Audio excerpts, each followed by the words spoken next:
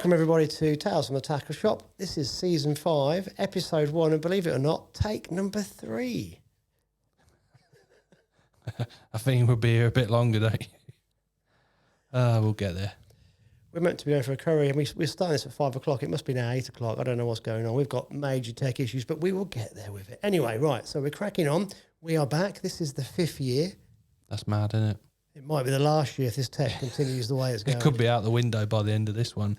Oh, God. Oh, we'll crack on. Anyway, right. So we've got several new things lined up for this season, and a couple of them are, one of them is we've got some guys lined up around the country who will be sending us their regional match results once things get going. We hopefully got one set of results this week. Hopefully, yeah. Yeah, but we're completely dependent on the guys sending them in, and obviously no pressure on them because obviously the matches have just started in their area. And the second thing is we're going to try and produce a bit more content on the podcast for pleasure anglers. Yeah, or anglers in general, really, rather than sort of just talking about the East Midlands Winter League a bit. Just something like what we did originally with venues, where to go, where's fishing.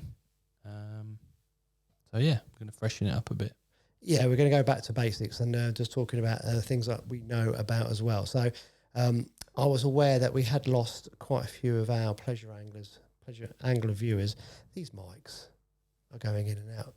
This episode, you're going to have to bear with us because we've got audio issues and we don't know what it is. Do you reckon they're Welsh? They go up the hill and they go back down the hill. That's what it feels. It's like, I don't know what's going on. This is very strange, but we'll combat it over the next couple of weeks. Otherwise, these are new mics as well. But one good thing is there's no smoke alarm going off every 30 seconds, is there? At least the mic's worked up there. Yeah. I don't know what's going on here. It just seems like we're in this zone. Talking about the Welsh, have you been watching the rugby? I have, yeah. What do you reckon to it? There's been some very, very good games and there's been some shockers as well, but I've been enjoying it, to be fair. I think England seem off the pace, but that you can see they're trying to get that Leicester Tigers, Steve Borthwick mentality going and getting the basics right first. But I think it's South Africa, New Zealand or Ireland for me. What about France? I don't know. They just bottle it every time, don't they? Don't know. Be interesting to see. Yeah. So that's starting to heat up, so that'll be good. Let's mention the football quickly. Yeah. Why not? I did say last year that Newcastle would win the same as Arsenal. Naff all. But we did get to a final. Mate, we've already won the Charity Shield. The what? Charity Shield. Oh, not the Eastern Region Shield, the Charity Shield, yeah. Yeah. Yeah, no, I mean, you've signed some fantastic players. Declan Rice, Kai Havertz. Yeah, not sure about that one. That's 70 million you could have spent elsewhere. That's not. Time will tell with that one. Yeah. Anyway, do you reckon you guys will finish above us in the league this year? No, I don't think we've got a big enough squad. But the way we started, obviously, first game was phenomenal. We looked really good and thought, oh, here we go. And then when we played City, we didn't really give them a game. We just sort of went to their place and stayed in it and tried to hit them on the counter attack. It didn't really work. We lost that one. And then obviously the Liverpool game, I think, was a massive kick in the stomach for everyone, really. All of a sudden, it's like Eddie Howe's been God, and we lose one game, and now he should have done this and should have done that, and it just summed up the whole of football in general. Really, for me, I felt that we're getting ahead of ourselves, and when you do well, everyone, he's fantastic, and you make one bad mistake, and he's the worst player on the world. And next game against Brighton, we lost the plot, I think, because of the Liverpool result, and then since then we've looked all right. We've looked really good. We ain't got that intensity back yet, but I think with a few new players and the fact that he keeps changing the team all the time is one of the biggest things. But got to be happy. Hopefully today, Wednesday, if this comes out on Wednesday, that we've got. If it comes out, I will probably launch the laptop before it comes out because something's going to go wrong. So yeah, it's really looking forward to Wednesday. So it's no good no one ringing me on Wednesday night because I'll be watching the football. Yeah, Champions League. Did you watch the Spuds versus Liverpool game? No, I didn't, but I've watched plenty of highlights of it. I know this is a fishing podcast, but we need to touch on this. Mate, being an Arsenal fan, I just wanted to watch it because I thought it'd be a good game of football. And I was cooking some food. I came in after 20 minutes and I just had to watch the rest of it out of like sheer disbelief. And Liverpool played brilliantly. And it was like watching two teams going for it and the referee deciding who was going to win the game from 28 minutes onwards. It was like, no way. It was just so biased. It was incredible. It weren't the referee's fault that they give the goal offside, was it? You know, that's VAR. No, but some of the decisions on the feet were like, Jota, he booked him when I think the left back was running through and caught his knee, he was stood, tripped himself up. It was just an accident, booked him. But anyway, let's get on to the fishing. Yeah, the football will take care of itself as we get going. Okay, so we haven't seen you guys for, over 6 months. And last time we saw you, I just won the World Predator Classic, UK, England, which was good. Yeah. And since then, also won the Lake Challenge, which was another very big comp. So this summer I've done really well the lure fishing. Tapered off a bit, obviously. I haven't had many comps recently. So from my own personal perspective, that's been really good. The lure fishing's been awesome, and I've won the 2 biggest comps in the country this year, so that's been really good. Haven't done a great deal since. Competitions, you mean? Yeah, there's been a 2 or 3 others, but did all right in them, but it's kind of tailed off now, which is, for us, it kind of like stops. Yeah. Whereas you guys, it kind of, you had Ireland. Well, Tamar. For most fishermen, it kicks off from, June the 16th, but I find it difficult to get out and to do well, if that makes sense, to put the time and the effort in. Just because it's busy period for us in the shop, and you got to be there, and your mind's on that busy time for the fishery, the shop, and everything. So I don't tend to do a lot, but I managed. I think we went to Tamar for a week. That was good, very different to normal. Went there with billions of casters and ground bait and hemp and worms to try and catch a million roach short as possible, as quick as possible. And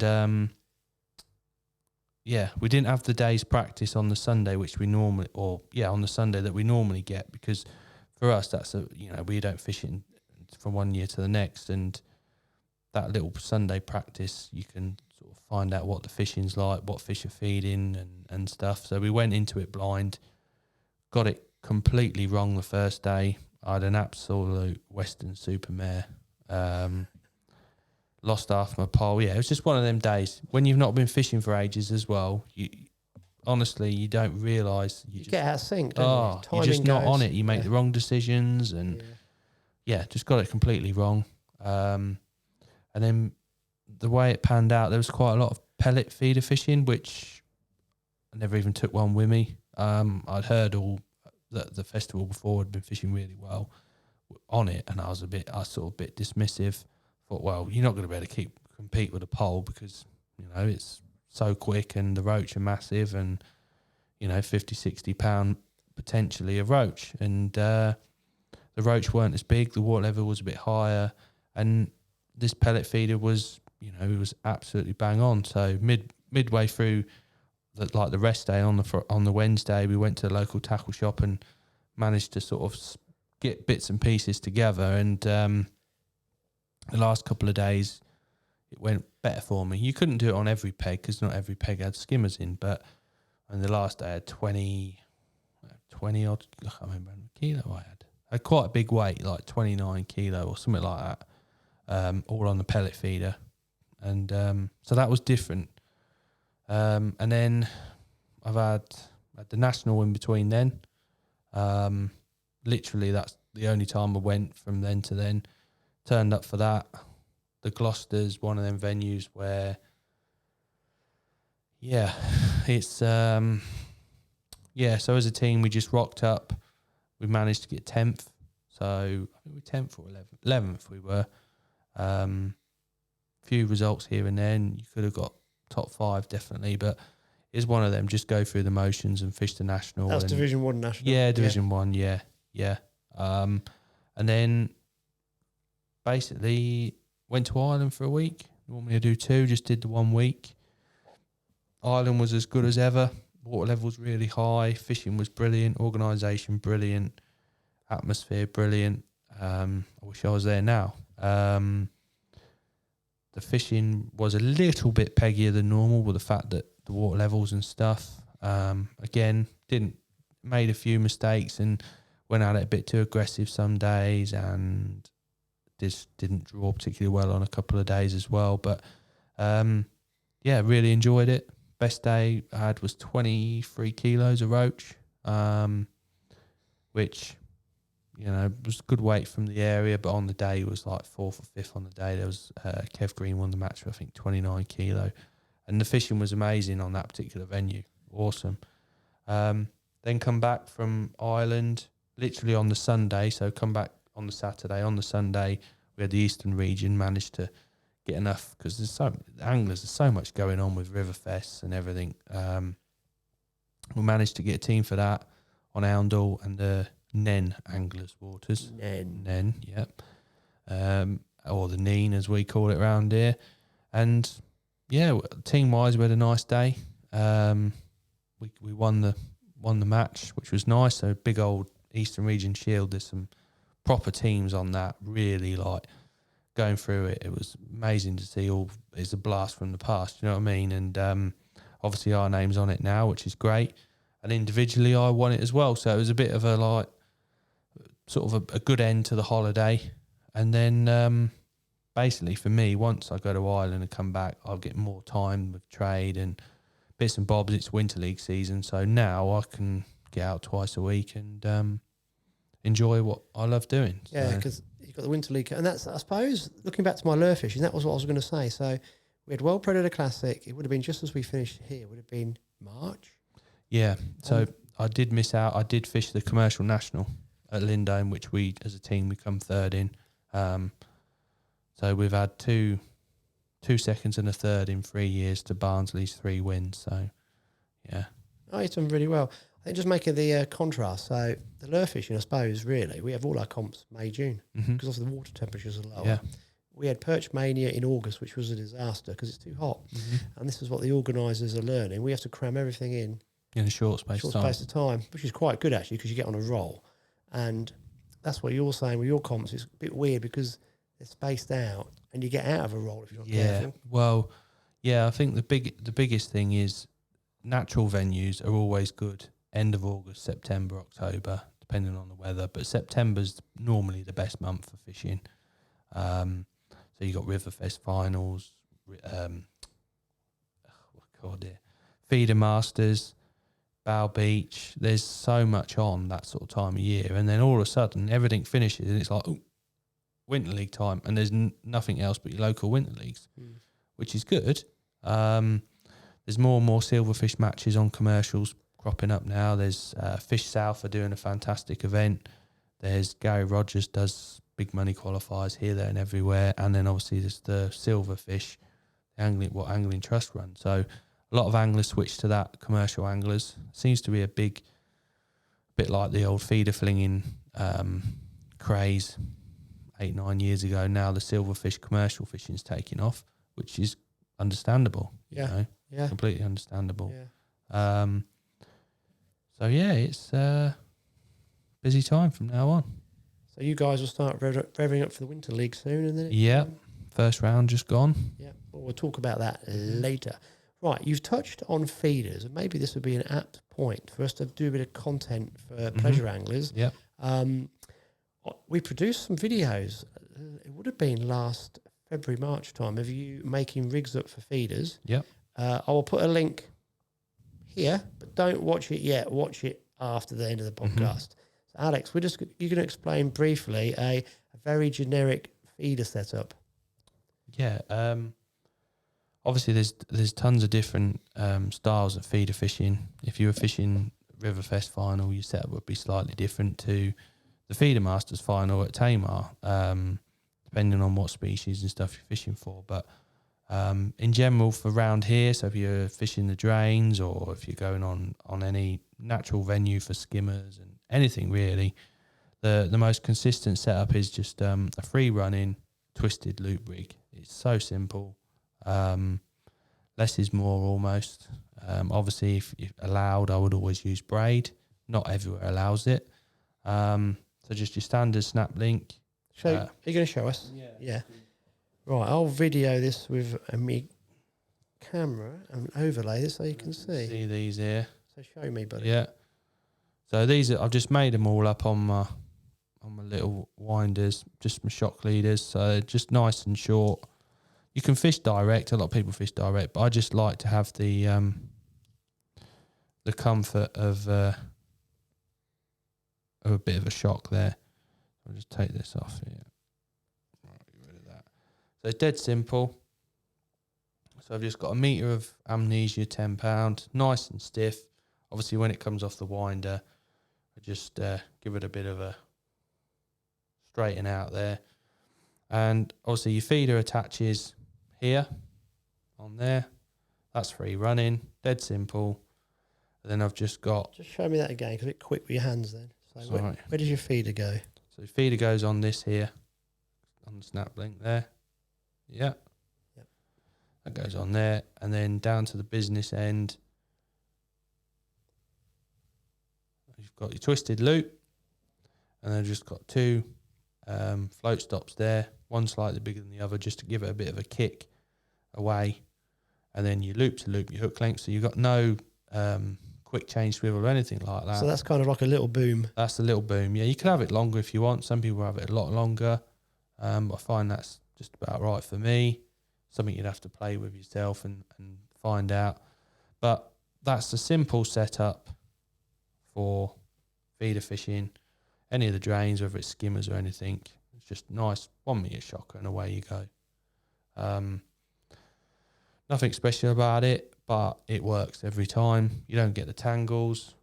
So yeah, that's the setup. Obviously there's tons of different feeders, tons of different shock leader material, different hooks. Obviously you tailor that to where you're going, but for the drains this time of year, you're still going to catch a few if you can get on the use somewhere, middle level. Those sort of places will be ideal for a few bream. So I missed, how do you attach your main line to the shock? I just tie a loop in the end of my braid. Yeah. And then I just put a normal... Loop to loop? No, I just normal like blood knot, double it and then wet it and it's stiff. So if I like... You've confused me. So you actually... So in the end of my braid, I tie a loop. I spike that bit off and then tie that on like with a tight swivel or anything like that. You use the Amnesia to tie the blood knot in. Mm-hmm. Got you. Yeah. Not the braid. Yeah. Yeah. Yeah. So you tie a loop. So that way, if I crack off or whatever, I can just go straight off the same loop on my braid. Yeah. Have you tried loop to loop? And I haven't. No, I haven't. No. But yeah, that's what I've done. I mean, I'm not fancy with knots or anything like that. I'm pretty basic. So back in the day, we used to use a really long. We used to tie fishing for bream. We'd do a loop that would stick out from the main line. We'd perhaps have a drop. Paternostery type. A paternoster, a good foot and a half drop between the loop and where you tie on your bomb, because we had bombs about then. And the theory was the longer you had the distance between your loop and your bomb, the least resistance you get on the bite. Yeah. So with something like a running system like that, it's similar, yeah, it just works. Do you think they actually hook themselves like these fish? Pretty much, yeah. Yeah, I mean, we could be here all day and talking about feeder rigs and what works, don't work. The key thing is getting your line in tight and you're tight to your feeder so you can see your bite. Any slack, you don't see it, you know. I remember somebody making a comment off when you did this video before, and he was saying, does Alex mean that's a shock leader? Because it doesn't seem long enough amount of line to... Yeah, well, it's obviously the traditional shock leader you'd hold the feeder in your hand all through your eyes of your ring, through eyes of your rod, a couple of free turns on your thing. it's still a little bit of a shock absorber. What you're not casting off it, you're casting off your braid. So you can whack it out as hard as you like. You know that knot's going to break unless it's caught somewhere. But just having a little link like that, your feeder and everything runs off it. If you it's more of a feeder system. Yeah, well, we call it shocker. Plus, when you're like underneath the rod tip, it's just that little bit extra comfort, I suppose. Yeah, I mean, a lot of people are just casting straight off braid. Yeah, literally the feet, same thing, but off braid. Yeah, I got you. Okay, guys, so that's pretty cool. That's just no feeder flinger expert, but that's I mean, venues to go and try it. Obviously, middle level, Crooked Chimney. There'll still be a few bream kicking about. Ferry Meadows, still a few. It's not as good as it is in May or when they're in there spawning, but there's still plenty about. North Bank, if you dare, give that a go in certain areas. There's always a few bream around there. Even at Littleport, there seems to be a few bream been showing around the 50s. And then anywhere on the Ouse, I think if you go pleasure fishing, you got a chance at a few bream.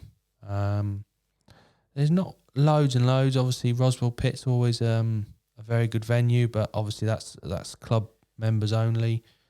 So yeah, they're the venues I'd probably, if you want to catch bream, definitely before they go into the old winter mode. I was going to disappear. Well, I reckon we're a good month behind. Yeah, I reckon I haven't started pike fishing. No. And what was very funny on social media, everyone's going, "Oh, it's the pike fishing season on Sunday because it was the 1st of October." It's like, no, it's not. The water temperatures are way too high again. Yeah. So I think species like bream will feed a lot longer into the season. Yeah. Because I think those water temperatures are probably a good bit. This is like end of August, beginning of September in my head. Yeah, it does feel that way to me as well. You look at the trees and they're not even looking like dropping or, don't know, it just seems like, say, a month later. Definitely, I mean, forecast 26 degrees this weekend. There's still butterflies and bumblebees. Yeah, and gnats and everything else biting me, yeah. Daddy longlegs was normally a good indicator. There's not as many about, is there? No. Normally this time of year, they're everywhere. There's a few about, don't get me wrong, but not like there normally is. Beginning of September, daddy longlegs, and I haven't seen many at all. No. Okay, Alex, that was brilliant. So, all you pleasure anglers out there who want to give the bream a go, haven't tried this, or maybe rig. I haven't mentioned. Probably I haven't. But if there is some venues that people think they should be going on to catch a few, let us know. That's the other thing we're going to try and do. We had a plan last year, season 4. We made a long list of species and venues, and we were going to talk about them. And of course, we got busy and we didn't do it. So this year, I mean, being in the fens, obviously, all we really talk about is roach, and we're obsessed with catching roach in matches. But the fens is known for its bream fishing foremost, isn't it? Back in the day when all the coaches used to come, they didn't want to catch roach; they wanted to catch bream. So yeah, there's still plenty of them kicking about, but you just got to put a bit of effort in, put a bit of time in, and you will catch them. Exactly, yeah. So that's how we're going to kick it off. We're going to try and, at least every other podcast, try and talk about some venues and some species of what you could catch. And bream are going to dominate. So I tell you what would be quite cool. If you could send us some comments of, maybe if you don't want to tell us where exactly you're catching, but if the bream are still showing up in any numbers. And what would be quite cool if you've got a different take on Alex's feeder system, because all knowledge is good knowledge. You can just try things out and see how they work. Yes, definitely, yeah. Cool. I'll say I'm no feeder flinger expert. Right, we're going to try and keep these podcasts a bit shorter. We never managed to, no. What I remember, we've got some merch. We've got new hats in. Yeah, still got the hoodies as well. We've got the hoodies still, a few hoodies left, and we've got these hats. They've got the FFTV black logo and tackle and baits on the back. So they're $15.99. You can get those from Alex. Still got a few hoodies left, so if you want those, get in touch with him. I think once people see these on the bank, they'll fly out. That will be good. And also, I think this will be an apt time, and this is where I'm crossing fingers. We go into our match results section. So this is where I'm going to drop in the match results from our guys who are helping us out. And if we haven't got any match results, there'll be no block no change in the section. We'll just go straight to Alex. But I think we've got one set coming up. So hopefully I can drop one in now. Hi there, my name's Richard Chave. You might know me as Chavey from articles in Match Fishing magazine that I've done over the years. I'm here to report on the activity in the Southwest. So essentially it's the first winter league. I say Southwest, our league that I fish now is called the Upper Thames League. There's only actually one round fish on the Thames, the rest are on the Bristol Avon and the Kent Avon Canal. So the first round was fished by 48 anglers, 6 teams of 8. On the river at Kelmscott, 2 sections at Kelmscott, and the other 6 were above and below the Swan Public House at Radcott. It fished fairly well. I mean, I got up in the morning and I drove to pick up Simon Hebditch, who runs the league, and my car thermometer was showing 18.5 degrees. So that's really good. The previous week, the Thames champs didn't fish very well because there's an extra water in the river. It was flowing a bit too fast for the Thames. But we looked over the bridge today by the Swan. Yesterday by the Swan, and it looked spot on. Bit of colour, bit of flow, but nothing like last week. So it did fish well. There was 2 14-pound weights. There was 6 12-pound weights and 7 11-pound weights, making 15 double figure weights. Nobody had 10 pound. There was they're all over sort of 11 and over really, the top 15 anglers. So the top angler on the day was Chris Bowen, fishing for the local team, Matrix Talisman. Chris drew the downstream end peg H6 at Radcott Down, so it's just above the weir that sort of goes down to Clanfield, the lock that goes down to Clanfield. It's sort of known as a chub peg. Chris did really well to extract about 7 pound of chub out of it on the waggler and added another 7 pound of roach on the pole. His total weight was 14 pound 10. So in second place, a teammate of mine, Rob Randall. Everybody shouts out "too hot to handle" when he goes up to pick his money up, which is fairly regularly, but he had 14 pound 2. He drew for the team and he drew himself an end peg. He extracted 14 pound 2 of roach from the peg. I rung him sort of a couple of hours in and he was struggling a bit. Then I rung him again and he said, just had 3 roach between 12 ounces and a pound. So that's not typical Rob. Caught him on the pole and caster. It got a bit close after that. Sean Bryan from Lobbies and Mark Treasure, the captain of our Gordon League, both had 12 pound 9. Sean caught roach on the pole. I think on caster first of all, but initially. Then he had a load of fish on hemp. Mark, I spoke to him afterwards, he said he was struggling a bit, but he went on the trot worm right over 16 metres and he caught some perch to top his weight up to 12 pound 9. It was really close then. Ian Shepherd, the Evesham hemp man, fisherman Dover Gordon League, he always catches roach, this Shep. He had 12 pound 8.5, so he was just half an ounce below third place. And behind him, he was 5th, I suppose, there was no 4th. It was equal for 6 as well. So we had Gareth Evans from Lobbies and A.D. McTiffin from Census Devices. They both had 12 pound 1. There was another 12 pound weight as well. I think it was Charlie Verlander from Gordon League. The rest of the next 7 all had 11 pound weights, including me, but not enough. No cigar for myself. Teams on the day, we had, again, it was close. Darwin Gordon League were winners with 33 points. Just 1 point behind them was my team, Garblino Blackmore Vale, on 32. And then 1 point behind us was Census Lobbies with 31. A little bit of a gap now. Matrix Talisman on 26. And then the bottom 2 teams this week was Census Devices and Press Innovations Thatchers, both on 24 points. Devices got the 5th place by 1 section win. Overall, a good start to the league. It was close. I think any of those teams can win it on the day. So a lot to go for the next 5 matches, and hopefully I'll give you the results of those. Thanks. Bye. Hi all. Please let me introduce myself. I'm Steve Barnett, manager of Drennan Borden and owner of Borden Angling Centre, one of the UK's leading match stores. Over the next couple of months, I'm going to be giving you the results of the Avon Valley Winter League, which this year is very competitive. We've got 8 teams of 10 competing. The first round, which was held on the Kennet and Avon Canal at Bedwin and Hungerford, to be expected, was very tight.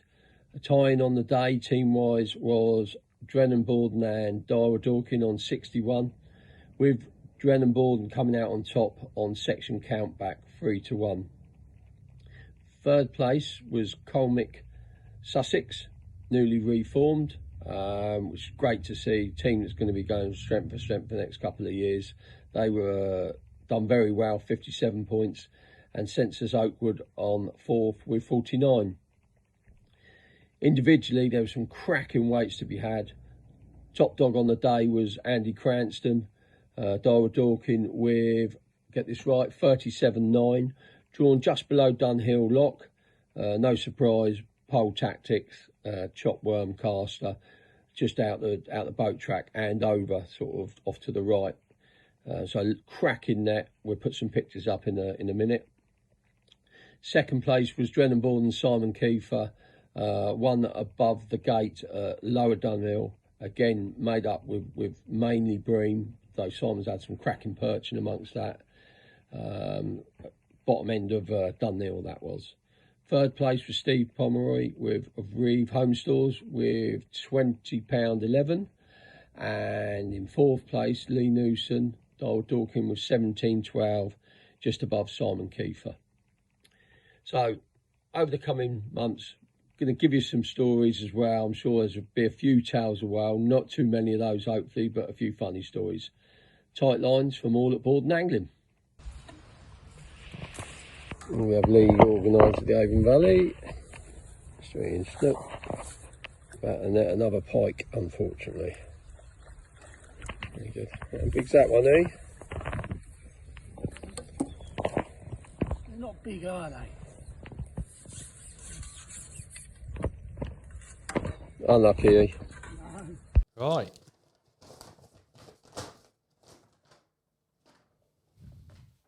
That's very in-depth. I wouldn't say that. Right. So, local match results then. There we go. Yeah. Obviously, we've got the usual suspects from Lincolnshire, Spilsby, Tid. Is that Lincolnshire? Is it Norfolk? I don't know what area that is. Ramsey, Whittlesea, and then obviously the East Midlands Winter League. We'll start with Spilsby. They had the first matches on the steeping. Obviously, usually you get your phone out at this point. They and, have obviously not bothered. Obviously, yeah, forget about you. I don't blame them. Yeah. So match winner was Kieran Cook, 8-12. Ryan Cook, 8-6, and then Dave Ashmore. His name's already up here already. £6.8. That was on the steeping. I'm not sure when the next one is. I didn't quite catch that. But so that's the Spilsby matches. So I'm sure Derek will be in touch, or whoever will be with those. Just so I know, so I don't feel left out. Did they actually get in touch with you, or did you find this? No, I looked because obviously no one knew we were starting this week. I suppose not. No, we haven't told anybody. No. So yeah. So that was Spilsby. Moving down to Tid, that's showed some really good match results lately. I see the Mick Asker and the Memorial match they had a few weeks ago. Fished fantastic. Best it's fished for a long time. Lots of roach, skimmers, odd big fish still, but it looked really, really good. It looked like back to old Tid, few perch, bit of this, bit of that. Catfish? Yeah, catfish. And we're not talking the female version. Oh, right. Well, it could be. Depends where you live in. Yeah. Depends where you live in Cambridgeshire, Lincolnshire.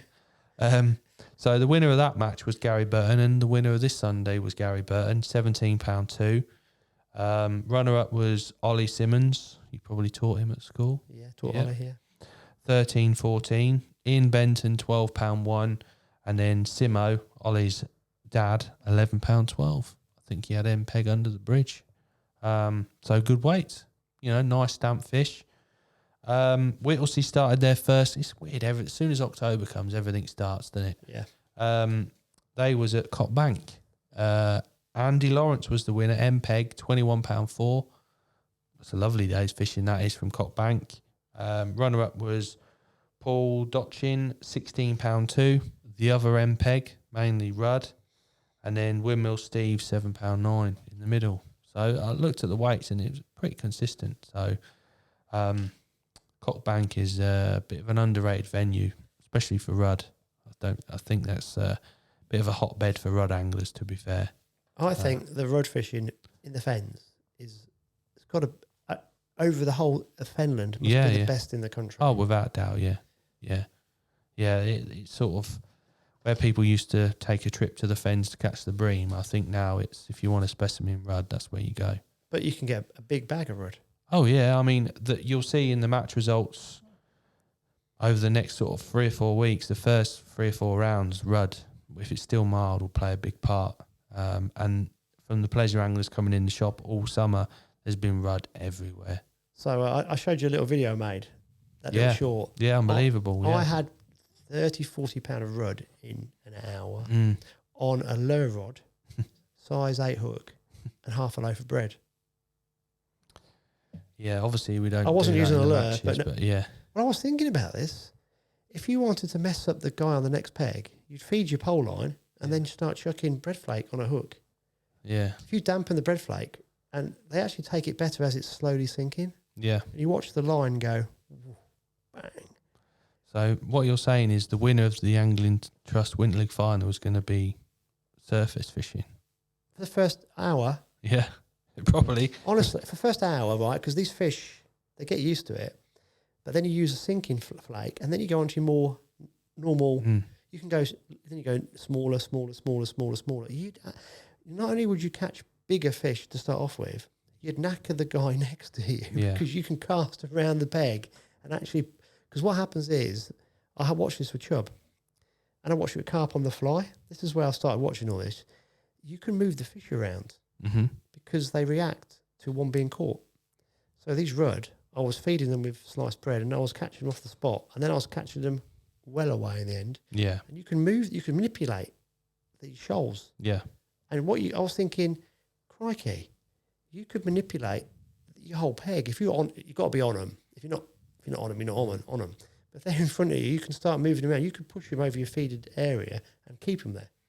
I suppose it's no different to resting lines and feeding a line, leaving it for later, and it's the same sort of thing. You sort of you're pushing your peg. You sort of I don't know. I suppose you're managing your match. You're catching bigger fish. Oh yeah, it's no different to anything. You're priming a line and resting it. It's the same sort of thing, isn't it? Actually moving these fish around. I was doing it out there. I was amazed because I could see them. And of course the ducks. I was getting the ducks in. As soon as I got the ducks in, the rudd are underneath them.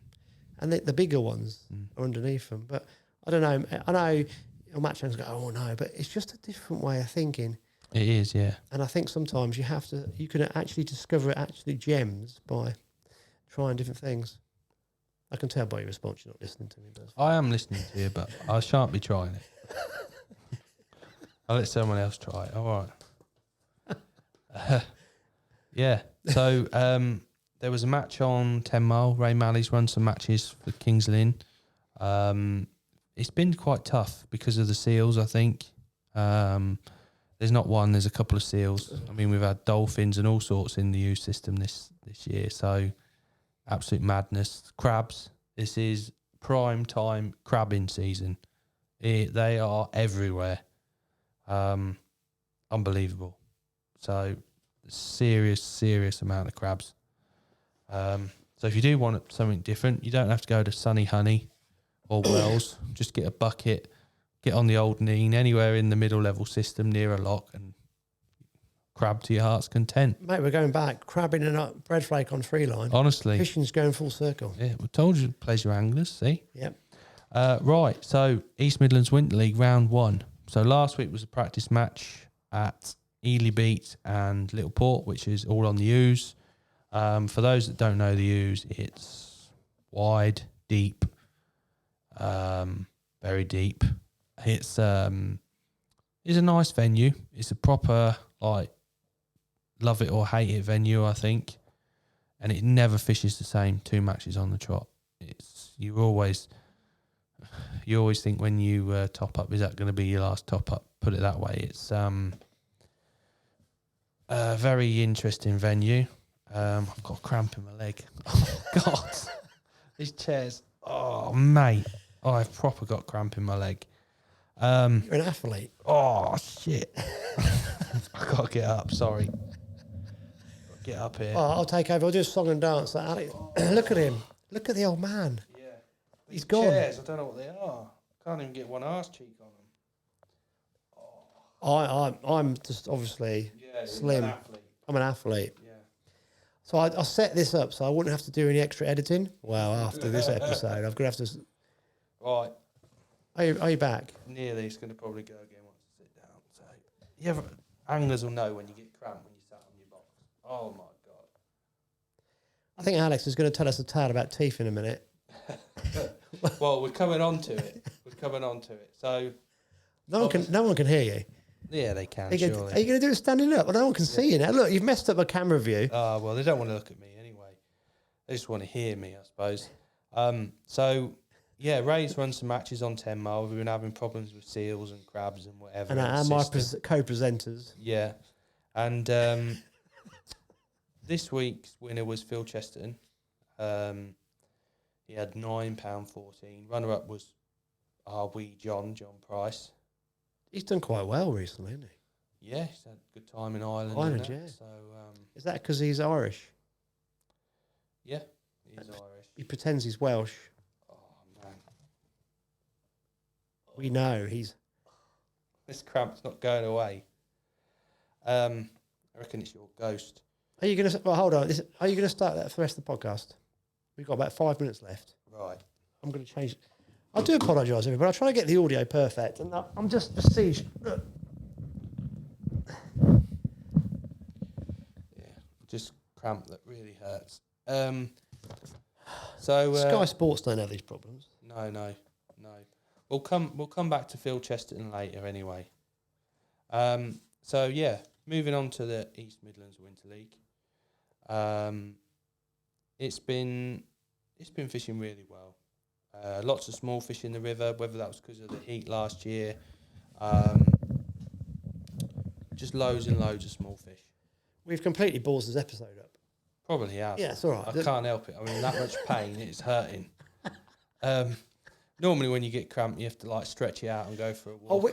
I'm tempted to go audio only on some of these podcasts as well, because people, if they're not watching YouTube, are going to wonder what the bloody hell have they been doing. Yeah. So, Littleport and Ely Beak fished really well last week. Andy Wilding won the practice match next to the bridge on an MPEG. I thought I'd just get that in now. Did he have any potential bream? I think so, but he's not saying how big they were, or he can't say too much. Obviously, Peterborough followed his team plan this week, just saying. So, yeah, he had £22. There was 18s. It fished really, really well. Lots of small fish, lots of different plans formulating. So this week, everyone was like, is it going to fish as good? The weather looks good. It's warm still. What's going to happen? And it fished well again, to be fair. Individually wise, Jack Demant do well. Sorry, everyone. If he's giving you a headache, switching between cameras. Well, neither camera now pick you up, so that's fine. Oh, right. And the mic's not picking you up, so that's fine. I can hear myself on here, it's all right. Sounds better now than it did before, to be fair. Couldn't have been much worse. So yeah, individual winner was Jack Demant. He drew in the section above Sandhills Bridge. I think he was on E2. He had lovely days, small fish fishing, nice tench and a nice perch, £22, nearly £23. Job done. Runner-up was Stevie Winters. He drew MPEG at Adelaide going away from the bridge. Normally you need to be in the early pegs there, but he's had a lovely day's fishing, 18-15. Simon Smith, he was third from A1. Longest MPEG in the world. He had to phone the guy next to him and say, start, mate, because he was that far away, couldn't hear him. He had a 16-15. And then James Draculic, he heeled his way to £16.10. And then Joy Boy, Steve Joy, next to me, he had £16.7. He had the biggest bream he's ever caught in his life, and some perch and a few bits and pieces for £16.7. So that was the main frame. Obviously, it's all about the team results. And the way it fished, it it threw the results wide open.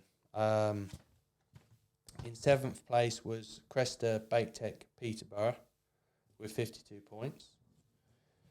6th place was Mark 1 Black, 50 points. 5th place, Stanjay Gold, 46. 4th place, Mark 1 White, 40. 3rd place, Darwa Tackle and Baits, 35. Even though you have become the new Manchester City and have bought all these new players. Oh, apparently I've bought everyone, yeah. Yeah, because you are the Sheikh of Piddly. Runners up were Browning Hot Rods, 33 points. And the winners on the day were Image with 25. Brilliant score. Yeah. So Peterborough did well. I'm sure the boys will enjoy the banter. It's what it's all about. Well, we went out for it was Abby's birthday, wasn't it, last week? And we went out for a curry, and we were there with the Peterborough lot, and they're very polite. And there's you. They're a great bunch of sticking the oar in. And when I went to Tackle and Baits today, you were on the phone to somebody, and you wrote out the match results just to point out to me that they were 7th. To be fair, they're the only team that didn't have an MPEG. Don't try and get yourself out of it now. Oh no, it is what it is. I mean, the venue is you know what it was. They were too much of a threat last year, so you're trying to get it in early doors this year. It's called banter, I think it's called. So yeah, we're on again this Sunday, round 2. Ding ding. Same venue. Same venue. Practice this week? No practice. Straight in. Oh, two on the bounce. No practicing this week. No one's allowed to do that. So for what we learnt on Sunday, see what happens this Sunday. But like I say, Little Port is one of the venues can change. It could be unbelievably good, or it could be worse than last week. But it's a good venue. It is a good venue. So yeah. Coming back to Phil Chesterton, obviously. You've been waiting for this. Yeah. So obviously, if Alex hadn't got cramp and be standing up now, and obviously we can't see him, he's got a little grin on his face. Yeah. So Phil Chesterton's back fishing. He hasn't fished for quite a while, and obviously he's always fished the East Midlands Winter League. So he's been sort of milling about us, and he was bank running for us on Sunday. And Stevie Winters had to get home. Steve was second in the match, so Phil's collected his money. So he hasn't even fished? No, he hasn't fished. Oh. No. Bless him. So anyway, Caroline presents the prizes, says who gives the money out, blah, blah, blah. So obviously they've called Steve Winters. Phil Chesterton's decided to obviously collect the money for Steve. As he's walking over, he's tripped over his own feet pretty much. And you know when it's one of them moments when you don't know whether to laugh, cry, or just hide in the cupboard because it's so awkward for everyone. Anyway, as he's gone to collect the money, he's gone full bore, face planted, knocked poor Caroline, so hopefully Caroline's all right, onto the floor. All I could see was Caroline on the floor, but everyone's gone, oh, I'm like, oh my God, what's just happened? Poor old Phil has face planted a metal drum, right? And he's knocked all of his front teeth out. We were looking for 10 minutes before we announced the winner. We were walking around the car park looking for Phil's teeth. I didn't know where to look. No one dared laugh. But once we knew Phil was all right, and obviously Caroline was all right, it was one of the funniest things I've ever seen in my life. Honestly, it was so funny. Bless him. All I could hear is Colin Oatman, are we seriously looking for Phil Chesterton's teeth on the floor? What are we doing? So yeah, it was one of them things you had to be there to see. It is so funny. So Phil, I do apologise. We're going to stick some pictures up. Maybe can we do the video? Yeah, we could do. Yeah. I'm sure he wouldn't mind. Yeah, this is Alex's fault. It's nothing to do with me.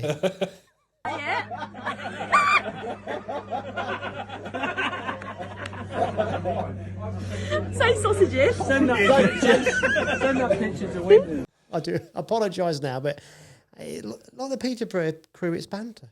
It is, yeah. That's what we go fishing for. Yeah. He'll take it, won't he? Yeah. And I believe you've bought him something as well. Yes, we have, yeah. But obviously... Secret. Yeah. Good job. I'd only mentioned it then. You did, didn't you? Yeah. We'll have it on next week, shall we? Yeah. Yeah. I'll talk about it next week. But before we move on, I've got to mention the Chip Shop Award. Obviously, last year this sort of went global. I won't say that, but yeah, it sort of took off last year, and everyone's always talking about it. So we're going to carry it on again this year. Back to Peterborough. There was quite a few I could have given it Glint to. in your eye. There's quite a few that got absolutely chip shop. There's even one or two that had a double sausage and chip shop. But I think we're just going to give Peterborough the Chip Shop Award as a team. As a team? Yeah. And there's just one other person that I think he thinks he might have gotten away with it because of how bad Peterborough did this week. So Simon Godfrey got chip shopped. Godders got chip shopped. And last year he made a big thing. I didn't get chip shopped. First Winter League match. First Winter League, he's been chip shopped. So Godders is getting the Chip Shop Award this week. Getting the T-shirt, is he? Oh, yes. Yeah, he can't hide. He never mentioned that he got chip shopped to me either, but I knew. So, Godders, you've been chip shopped, mate. So he's going to get a T-shirt. Yeah. Do you think we should have a little trophy, like Whistlesea guys? Yeah, we could do. Could do, yeah. We need someone out there could, because we never get around. I can't even get the bloody podcast studio working, let alone. I can't even sit on the chair. No, so we're buggered. So if anyone out there can help us again out. Now we're finished. Oh, now you want to move the mic again? No, I'll be all right. Oh, good. Cool. Is that better? I don't know. I'm deafened now. Sorry. That's all right. Yeah. So I spent 200 quid on these mics last week because I was so fed up with the other ones, and they're no better. No. And you've destroyed it as well with your cramp. Honestly, I do apologise, everyone. I'm sorry that you've missed my face for that part of the podcast. Audio's still going. It's still going in and out. Don't know what's going on. And I keep pressing that. I've messed this up as well. So we've had a right cock up episode 1, but it can only get better. Never bag early. That's what they say. Oh, God, mate, it must be about 7 o'clock. We're going to go for a curry because we've been here for hours messing about with this. Yeah, right, guys. Not a great start to the podcast, but not a great. Yeah. Mate, it will just get better. It's got to, innit? It's got to get better. Yeah. So everyone, I apologise for this week. I blame Alex. Yeah. I blame the Shaker Piddly. Yeah. Actually, I blame Cresta Peterborough. Why? Why not? What's the Cresta? Bait Tech Peterborough. Cresta Boys Peterborough. No, they're Cresta Bait Tech Peterborough, and they look very smart in their new. They don't look like gardeners anymore. They they look professional, very professional. Can they lend one of their sponsors to Hot Rods? They could do, yeah. They need one. Yeah. Well, Hot Rods, I think. Aren't they boys? I mean, Boys moving on to obviously the Browning thing. We haven't covered it in this podcast, but it is. Browning's been part of this area for a long, long time, with Bob Nudd and Browning Hot Rods. For those of the listeners that don't know, Browning are going to be no more from February. They're still offering spares through Preston for the next 5 years on certain items, but at least 3 years. So if you've got a Browning pole, don't worry. Still buy with confidence with Browning. But it's just sad that, I think 30 years Hot Rods have been with them. That was a little sales pitch. That was very cute. Well done. Yeah. We will expand upon this next week. Yeah. Yeah, let's expand it because we got to go because we were going to do 40 minutes and we must. Oh, I've had 10 minutes of cramp.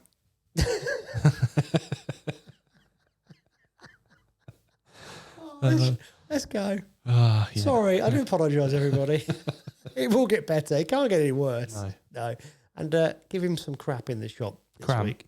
Crap. Oh. Crap and cramp and crap. Yeah. Yeah. Yeah. Right. I was going to say loads more things, but we've run out of time. Let's just go. Right. See you all later. Bye. Bye.